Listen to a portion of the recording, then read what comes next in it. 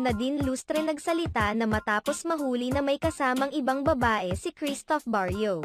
Hindi na nakapagpigil ang award-winning actress na si Nadine Lustre sa ilang mga netizens na pinaparatangang cheater ang kani French boyfriend na si Christoph Barrio. Magkasunod na sinagot ni Nadine Lustre ang komento ng ilang mga netizens sa Instagram post ni Christoph Barrio, kung saan tila sinaway ng mga ito ang palaging pagsasama at pakikipagkita ni Christoph Barrio sa isang Filipina-German surfer habang kasalukuyang nasa Manila si Nadine. Ayon sa netizen, may nakapagsabi umano sa kanya na may ibang kasama ngayon si Christoph sa pag-e-enjoy sa Siargao habang malayo ang nobya nitong si Nadine Lustre.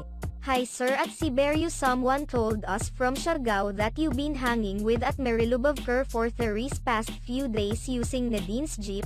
You've been always with her.